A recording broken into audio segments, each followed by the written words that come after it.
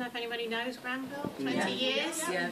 Just tonight we went to the Albert, grand opening. Oh, I'm just livid. They gave £50,000 for 6 months to the Albert to open up as a pop-up community centre. Yeah. 2 buildings down, they've got the Granville, what we couldn't do with £50,000. Yeah. I went to a housing conference a couple of weeks ago organised by Just Place. There's 4 major housing estates in London that are fighting. They were closing them down. The most disgusting one is the Carpenters, which right butts the Olympic site. They were all, yeah, the Olympics, great, we're going to have this, this and this. This is what they were told. It's going to be fantastic. Anyway, suddenly the estate is too decrepit and old, can't fix it, got to move everybody out, tear it down, sell 3/4 of it off, you have to reapply for your house. And there's only a quarter of the houses left there, and the number keeps dropping. First they say 50% social housing, then they said 37. I think they're now down to something like 23. I mean, they haven't moved everyone out yet, so by the time they actually build the place, there'll probably be nothing. But the Carpenters are putting up a really good fight, and Haygate, which there's only 1 resident still left at Elephant and Castle, perfectly good, you know, you might not like it, but it's perfectly good housing. They've moved thousands of families out of there, scattered all over. Some have gone to Stoke-on-Trent, but they're all, you know, communities devastated.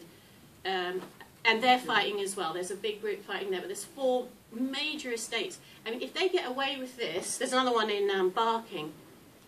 You know, they're knocking stuff around here down. Yeah. You know, those, what that bloody Albert thing, I just can't stand it, sorry. That's gentrification. Yeah. They've brought in people, they've brought in artists and organisers from Shoreditch, who are all, you know, you look at those are not South Kilburn people there tonight. They brought that in for 6 months, paid £50,000 to gentrify the neighbourhood, to pull the people over the, you know, from Queen's Park over the bridge, so they can sell those tower blocks for more money. Because those tower blocks are not selling for enough. It's not because nobody wants to live on the South Kilburn estate, right?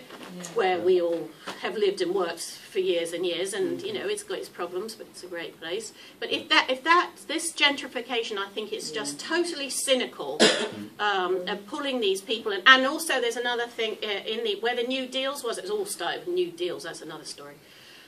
Such a load of corruption. There's a sort of cabin which they've got South Kilburn Studios, free. They get that space free. They have to take 1 apprenticeship every 3 months. And I was looking in the magazine, the apprenticeship that they took, she was not from the South Kilburn estate, the last one. It's all about gentrifying. She just graduated from St Martin's College. She obviously lived in the area, but I'm sure she lives in Queen's Park. You know, she was not a local person. So it's adding nothing. And when I went to the South Kilburn Studios and said, I'm from Granville, they said, where's Granville? I mean, you can see it. No. You can just look out the window, you can see. They're not interested in South Kilburn. They're interested in, you know, well, free, lovely space. It's great space. I mean, it's fantastic what they've done at the Albert. But it's not for us. And